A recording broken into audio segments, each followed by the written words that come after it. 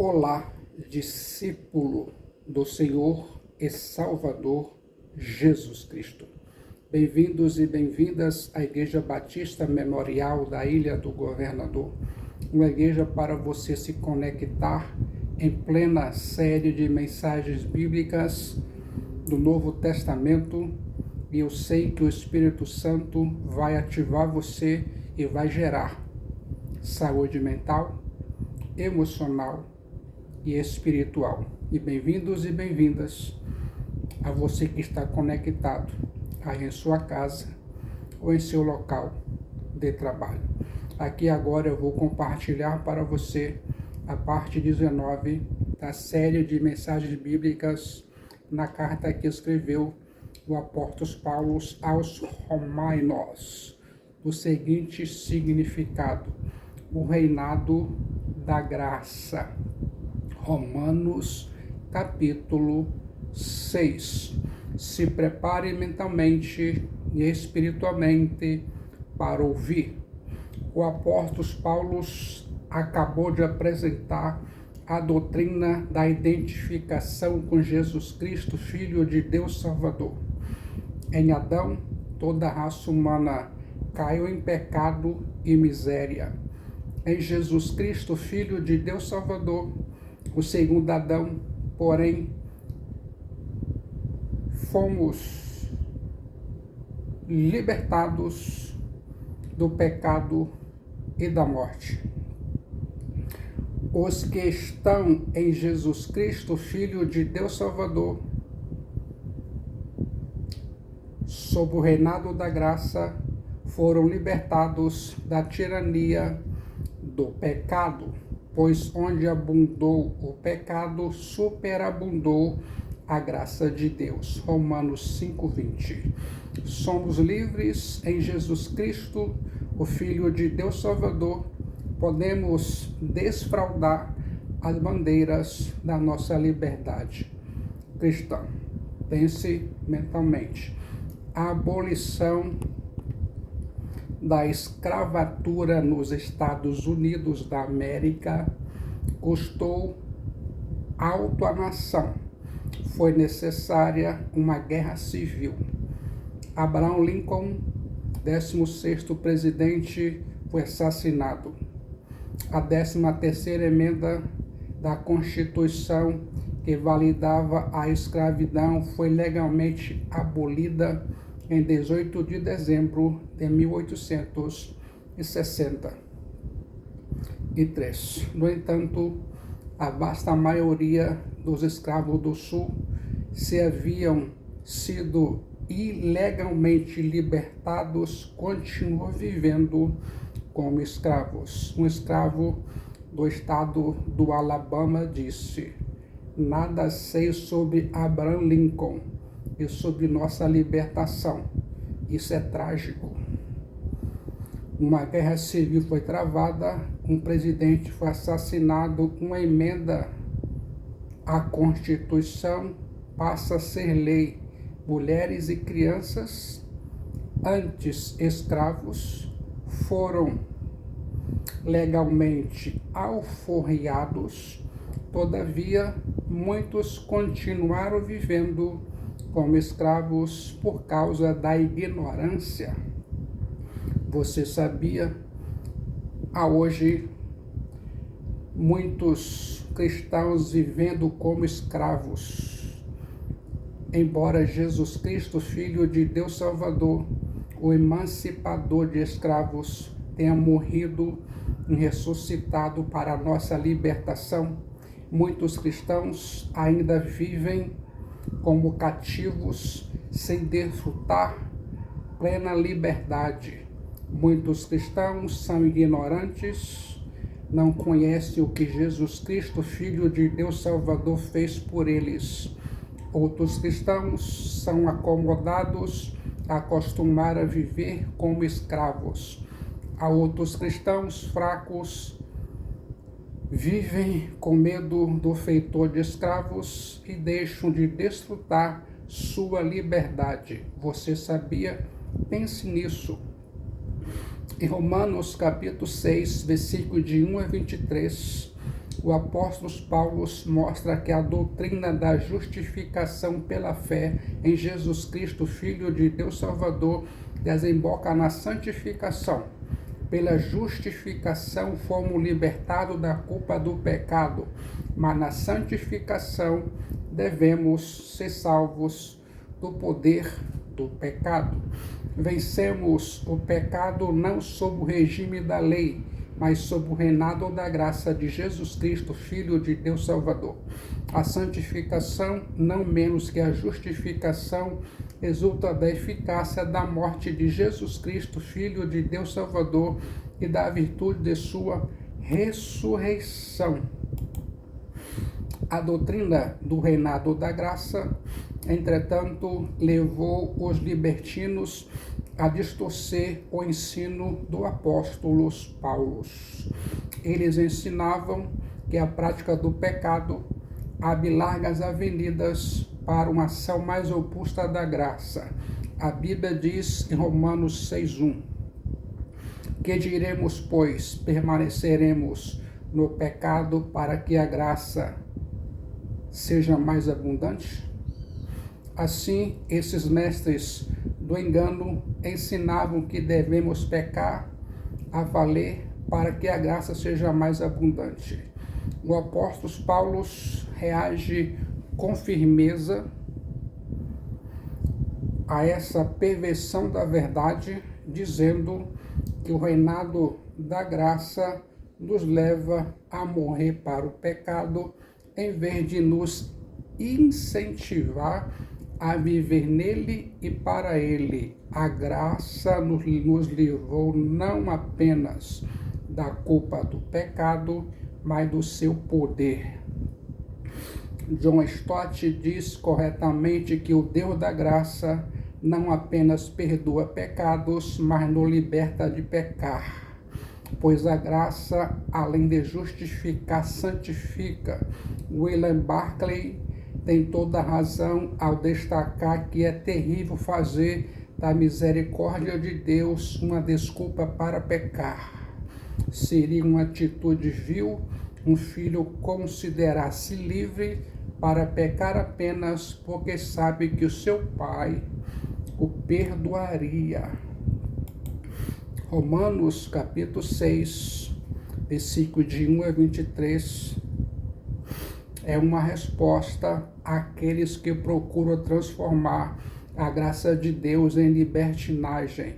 O apóstolo Paulo usa dois argumentos eloquentes para desbaratar as vãs pretensões dos hereges. O primeiro é nossa união com Jesus Cristo, Filho de Deus Salvador, por meio do batismo, Romanos 6, de 1 a 14. O segundo, nossa servidão a Deus pela conversão a Jesus Cristo, Filho de Deus Salvador, Romanos 6, 15 a 23. A profunda conexão entre esses dois argumentos teológicos. Em ambos, o apóstolo Paulo mostra as implicações teológicas do reinado da graça de Deus. Vou destacar 5 pontos teológicos comuns nesses dois argumentos. Primeiro, em ambos vemos a supremacia da graça.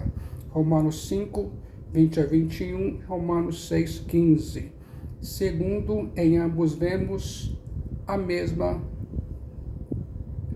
relação entre o pecado e a graça. Romanos 6, 1 e 15. Terceiro, em ambos o apóstolo Paulo reage à questão com a mesma indignação. Romanos 6, 2 e 15. Quarto, em ambos a ignorância é apontada como base do antinomismo. Romanos 6, 3, 16. Quinto, em ambos o apóstolo Paulo fala da descontinuidade radical entre a velha e a nova vida em Cristo Jesus, o Filho de Deus Salvador. Romanos 6, 2 e 16. Vou considerar a seguir os argumentos teológicos do apóstolo Paulo. Precisamos viver em santidade, pois estamos unidos a Jesus Cristo, o Filho de Deus, Salvador, pelo batismo. Romanos 6, de 1 a 14. A pergunta que se inicia o capítulo 6 procede da ênfase dada no final do capítulo 5. Se a graça é superabundante, onde o pecado é abundante, se a multiplicação das transgressões serve para demonstrar o esplendor da graça, então não deveríamos pecar mais para que Deus seja mais glorificado na magnificência da sua graça. Esta pergunta retratava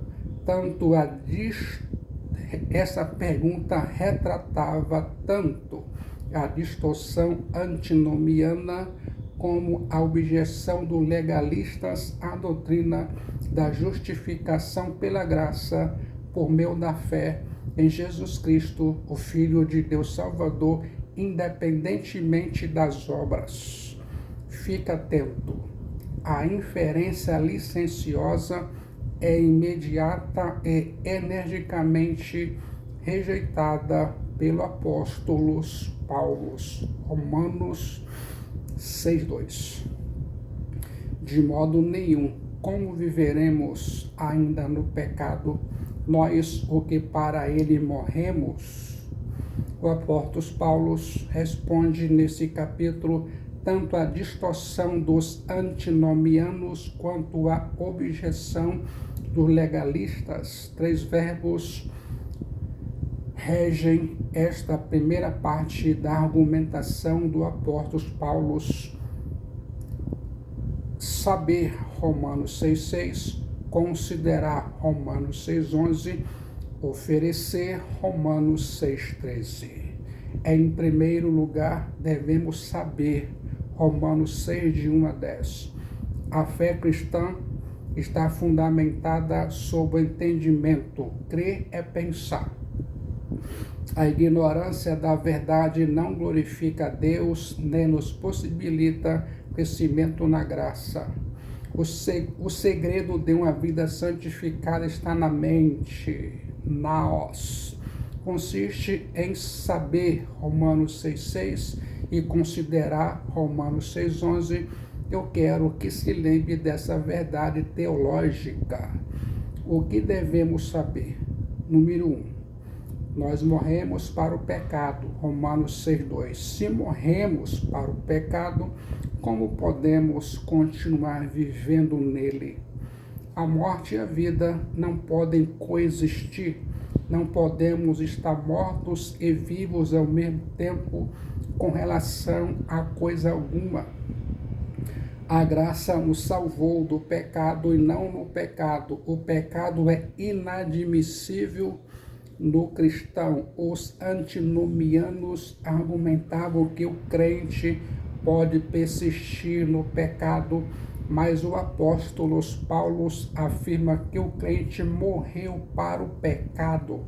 Não podemos viver no pecado se estamos mortos para ele, assim como nós morremos pelo pecado em Adão, morremos para o pecado em Jesus Cristo, o Filho de Deus, Salvador. Eu quero que se lembre disso aqui e agora. A Bíblia diz em Romanos 6:3: ou porventura ignorais que todos nós que fomos batizados em Cristo Jesus, Jesus Christos, fomos batizados na sua morte? Romanos 6:3. O apóstolo Paulo declara que não há impossibilidade literal da prática do pecado por parte dos cristãos, dos crentes, mas a incongruência moral envolvida. Tal é a natureza da união do cristão com Jesus Cristo, Filho de Deus Salvador, que seu viver no pecado não é só uma inconsistência, mas uma contradição de termos. Tanto quanto falar de um homem morto que vive ou de um homem bom que é mau. A união com Jesus Cristo, Filho de Deus Salvador, sendo a única fonte de santidade, não pode ser a fonte do pecado. No exato momento em que a morte acontece, cai por terra qualquer reivindicação diante do falecido. Ninguém pode exigir nada dele. A autoridade financeira, credor ou executor penal podem buscar algo somente dos vivos. Os mortos escapam a todo o sistema de compromissos. Morrer muda radicalmente a posição legal. Morrer é libertação. Morremos para o pecado. Esse é um grito de liberdade cristã. Já parou para pensar nessa verdade teológica? A morte na qual fomos batizados é a morte dele. E a nossa morte está ao mesmo tempo incluída na dele. Jesus Cristo, Filho de Deus Salvador. Fomos introduzidos numa relação mística com o novo Adão. Estamos em Jesus Cristo, Filho de Deus Salvador, ligados a Ele. Ele, Jesus Cristo, Filho de Deus Salvador, é o nosso representante e cabeça. Fomos batizados em Jesus Cristo, Filho de Deus Salvador, na sua morte. Quando Ele, Jesus Cristo, Filho de Deus Salvador, morreu, morremos com Ele. Quando Ele, Jesus Cristo, Filho de Deus Salvador, foi sepultado, fomos sepultados com Ele. Assim como estávamos no lombo de Adão, quando ele pecou, estávamos em Jesus Cristo, o Filho de Deus Salvador, quando ele morreu. A morte de Jesus Cristo, Filho de Deus Salvador, foi a nossa morte. Fomos unidos a Jesus Cristo, Filho de Deus Salvador, interiormente pela fé e exteriormente pelo batismo. O apóstolo Paulo, portanto, não se refere aqui à forma do batismo, mas a seu significado, nossa identificação com Jesus Cristo, Filho de Deus Salvador, em sua morte. O nosso batismo foi uma espécie de funeral. Não é o modo de batismo o elemento importante nesta referência. O apóstolo Paulo enfatiza não o rito ou a cerimônia, mas a proclamação e a fé que acompanha o batismo. Ser cristão importa. Ser cristão implica uma identificação vital com Jesus Cristo, Filho de Deus Salvador, e essa união é representada por nosso batismo como se fosse um drama simbólico. Em segundo lugar, ressuscitamos com Jesus Cristo, o Filho de Deus Salvador. Romanos 6:4. Fomos, pois, sepultados com Ele na morte pelo batismo, para que, como Cristo foi ressuscitado dentre os mortos pela glória do Pai, assim também andemos nós em novidade de vida. Romanos 6:4. Agora Romanos 6:5, porque se formos unidos com Ele na semelhança da sua morte, certamente o seremos também na semelhança da sua ressurreição. Nossa união com Jesus Cristo, Filho de Deus Salvador, não é apenas em sua morte, mas em sua ressurreição. Assim como Ele, Jesus Cristo, Filho de Deus Salvador, ressuscitou ao terceiro dia, ressuscitamos nele para vivermos em novidade de vida. O poder da ressurreição está em nós, pela fé em Jesus Cristo, Filho de Deus Salvador, para vivermos uma vida de dinamis, de poder. O reinado na morte pelo pecado não tem mais poder sobre nós, os cristãos convertidos, uma vez que morremos e ressuscitamos com Jesus Cristo, o Filho de Deus, Salvador.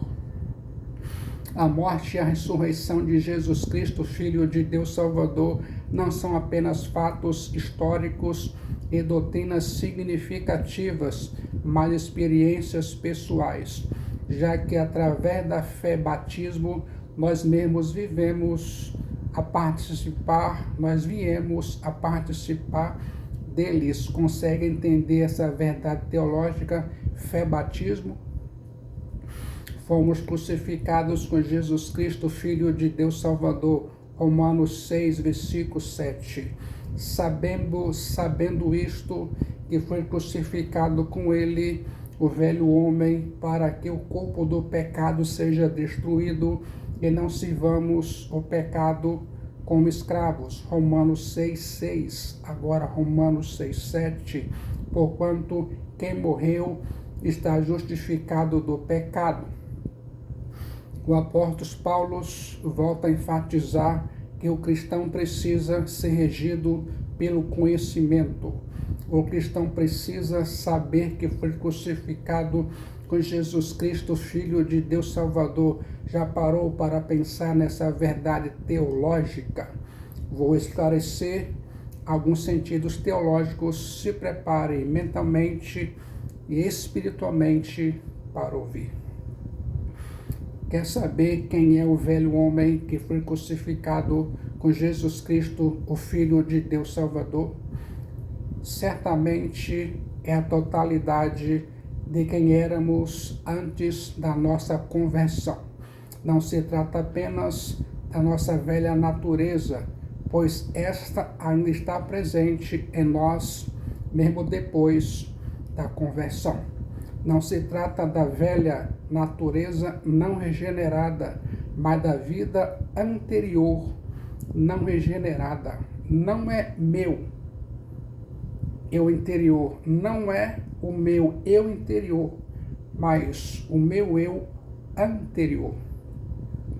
O nosso velho homem é o homem não regenerado em sua inteireza, em contraste com o novo homem regenerado em sua inteireza.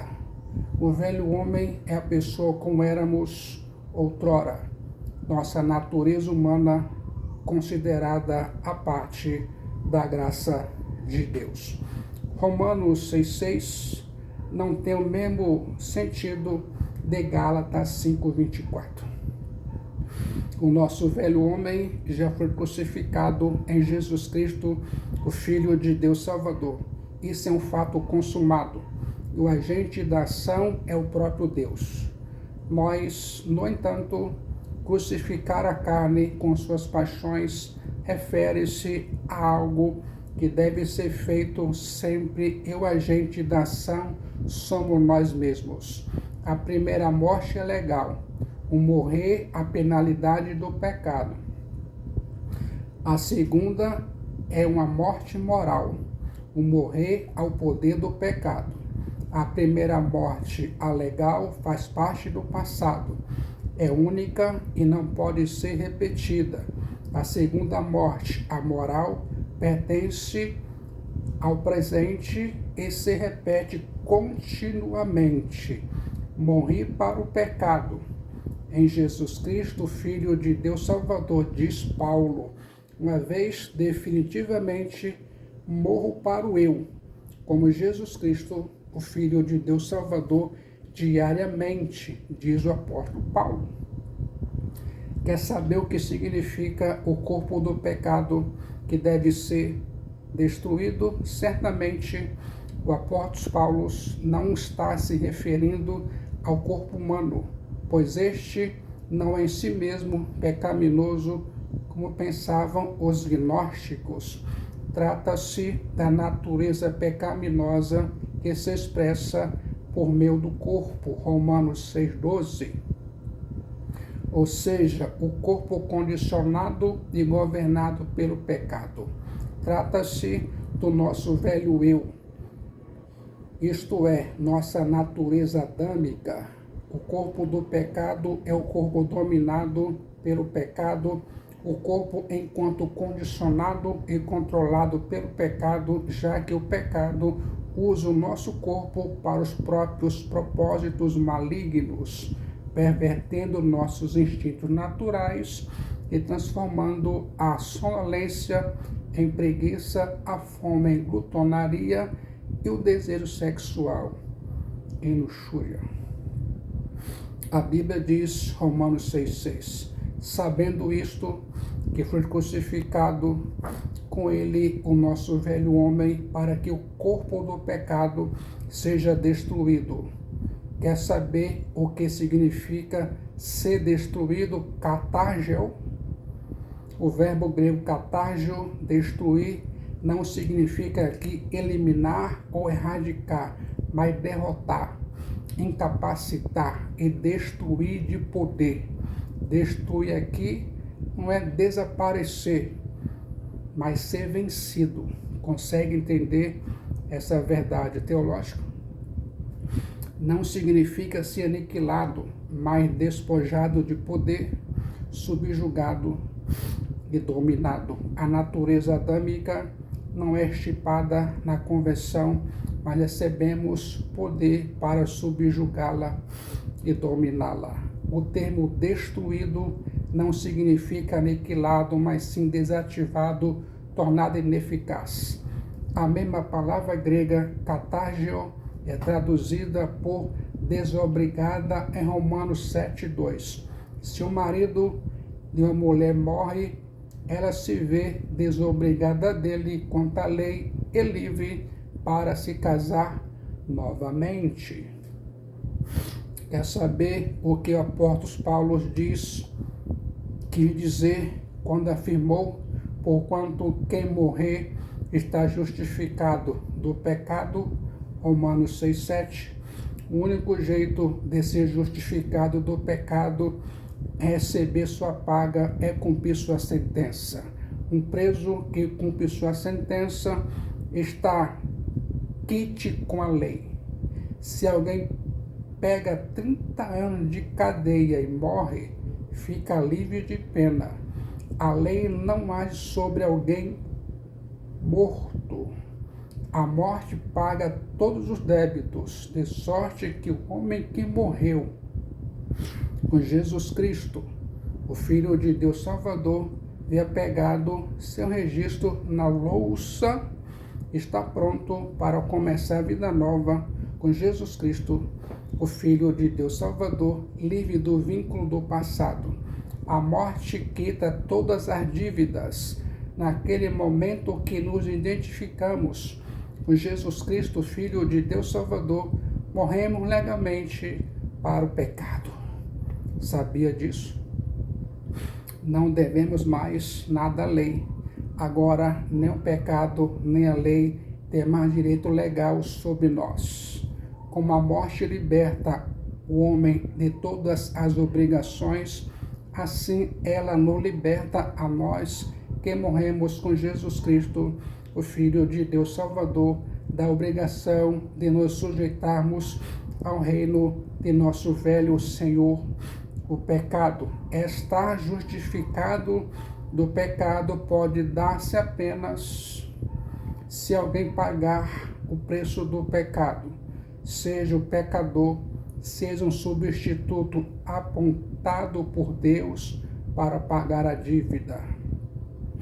Não existe meio de escapar, a menos que alguém assuma a culpa. Um criminoso sentenciado e condenado à prisão precisa cumprir a pena para ficar livre. Uma vez cumprida, a sentença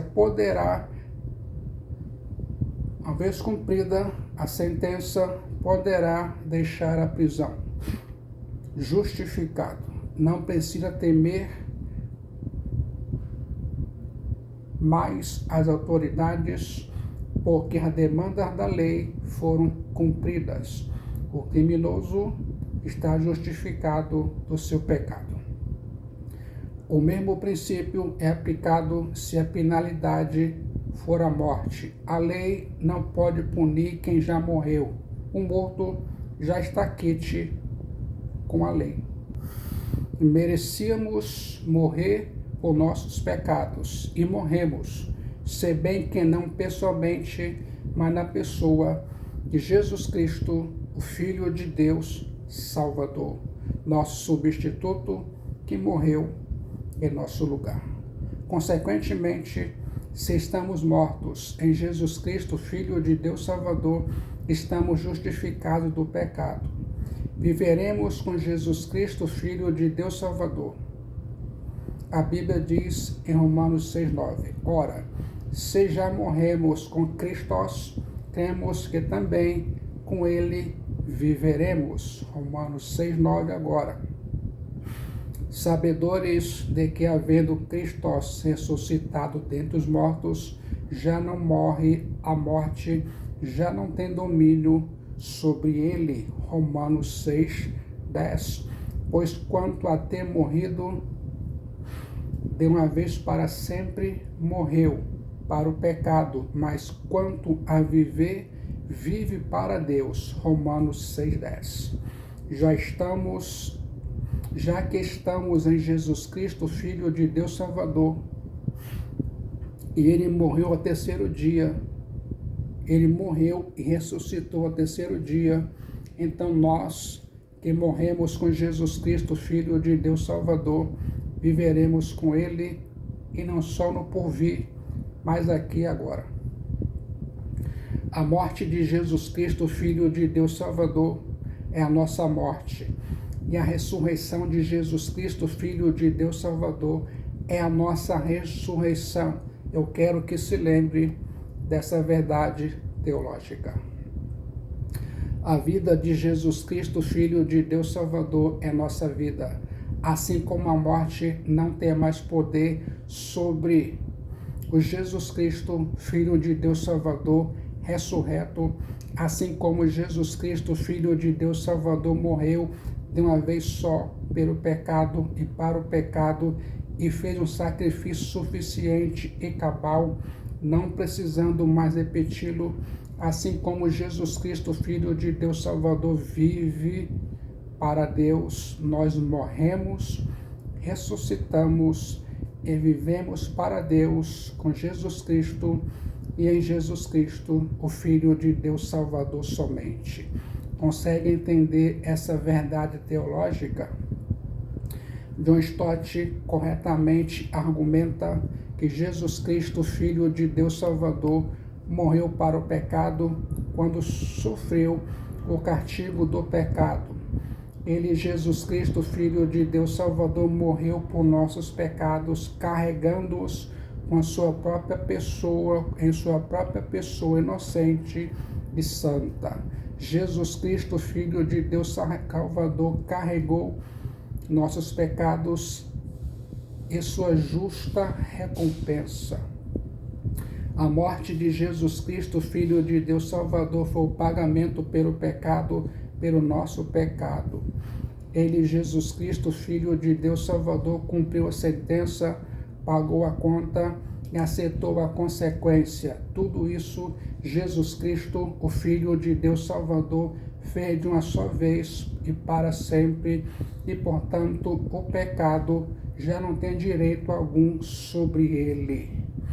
Se é nesse sentido que Jesus Cristo, Filho de Deus Salvador, morreu para o pecado, nós, unidos a Jesus Cristo, Filho de Deus Salvador, morremos para o pecado nesse mesmo sentido. Isto é, morremos para o pecado, pois em Jesus Cristo, Filho de Deus Salvador, sofremos o castigo pelo pecado. E a consequência é que nossa velha vida terminou. Começamos uma nova vida, a Zoé Aionios, a vida eterna. Em segundo lugar, devemos considerar Romanos 6,11. Assim também vós considerai-vos mortos para o pecado, mas vivos para Deus em Cristo Jesus. Nesse ponto, a doutrina assume um aspecto de exortação. O termo grego considerai-vos, logisnomai auton, é a tradução usada 41 vezes no Novo Testamento, 19 vezes só em Romanos. Significa levar em conta, calcular, estimar. A palavra grega, considerai-vos logizomai. Você precisa levar em conta aquilo que Deus diz em sua palavra. O verbo grego considerai-vos logizomai significa ainda fazer escrituração comercial. É aritmética, ou seja, algo exato, real, concreto. É verdade absoluta aqui e em todo o mundo. Deus ordena que façamos a escrituração, lançando na conta a morte do velho homem. Precisamos tirar o atestado de óbito do velho homem. A consideração é uma questão de fé que resulta em ação. É como endossar um cheque se cremos de fato que o cheque tem fundos. Colocamos nossa assinatura no verso do cheque e sacamos o dinheiro. O verbo grego considerai-vos logizomai não é se apropriar de uma promessa, mas agir em função de um fato. Deus não ordena que morramos para o pecado. Deus diz que estamos mortos para o pecado e vivos para ele. Em seguida, ordena que hajamos de acordo. O fato continuará sendo válido, mesmo que não obedeçamos. Já que estamos em Jesus Cristo, Filho de Deus Salvador, e ele morreu, precisamos nos considerar mortos para os pecados e vivos para Deus em Jesus Cristo, o Filho de Deus Salvador. É como se a nossa biografia fosse escrita em 2 volumes. O volume 1 conta a nossa história antes de Jesus Cristo, o Filho de Deus Salvador. O volume 2 é a história do novo homem. Esse volume se abriu com a ressurreição de Jesus Cristo, o Filho de Deus Salvador. Você não pode mais viver no volume 1 como se sua morte e ressurreição com Jesus Cristo, o Filho de Deus Salvador, jamais tivesse ocorrido. O primeiro volume terminou em sua morte com Jesus Cristo, o Filho de Deus Salvador. Você recebeu o que merecia na pessoa do seu substituto, ou seja, a morte de Jesus Cristo, o Filho de Deus Salvador. O primeiro volume já está concluído e fechado. Você vive agora no segundo volume. É incorrente o cristão viver agora no primeiro volume, pois como viveremos no pecado? Nós que para ele morremos. Vou destacar aqui agora 2 sentidos teológicos que merecem destaque. Se prepare mentalmente e espiritualmente para ouvir. Primeiro sentido teológico. Você precisa se considerar morto para o pecado. Romanos 6,11. Assim também vós considerai-vos mortos para o pecado.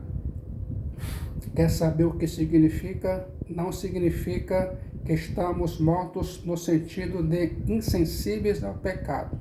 O apóstolo Paulo não está aqui defendendo a impecabilidade do cristão, nem pleiteando a tese da santidade total nesta vida. Uma das evidências da vida é a capacidade de corresponder aos estímulos. Não estamos mortos para o pecado, como um gato morto está insensível ao toque. A palavra de Deus, a história e a nossa experiência provam que não estamos mortos nesse sentido em relação ao pecado. Ainda lutamos contra o pecado e ele ainda tenazmente nos assedia. John Stott destaca que as biografias que encontramos nas Escrituras, como no decorrer da história, aliadas à nossa experiência, mostram que isso não é verdade. Longe de estar morta no sentido de inerte, nossa natureza caída está tão viva e ativa que somos seriamente exortados a não obedecer a seus desejos, e o Espírito Santo nos é concedido para que possamos subjugá-los e controlá-los. Não morremos para o pecado no sentido de estarmos insensíveis a ele, como o morto está insensível aos 5 sentidos: o vacode visual, auditivo, sinestésico, olfativo e gustativo. Nossas tentações vêm do interior, da carne, e não apenas de fora, do mundo e do diabolos. Nossa morte ao pecado é idêntica à de Jesus Cristo, Filho de Deus Salvador. É legal, é moral.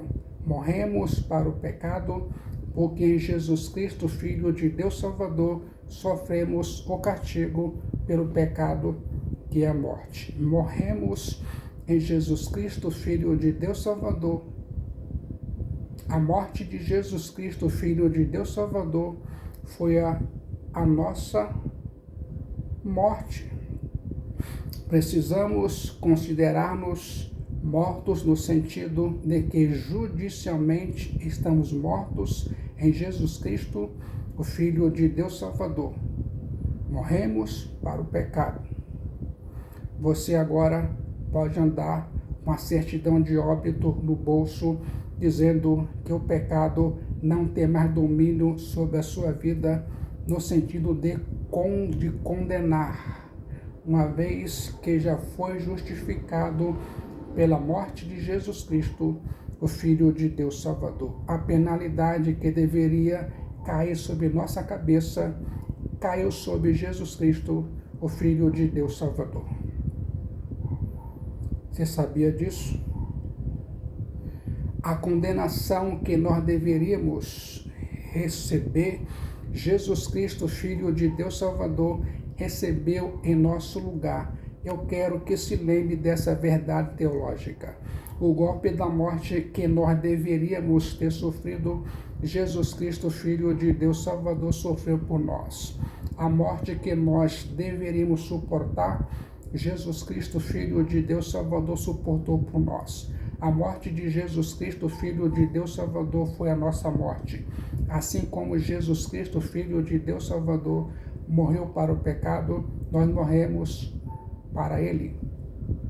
Estamos em Jesus Cristo, Filho de Deus Salvador. Já sofremos nele a penalidade do pecado, que é a morte.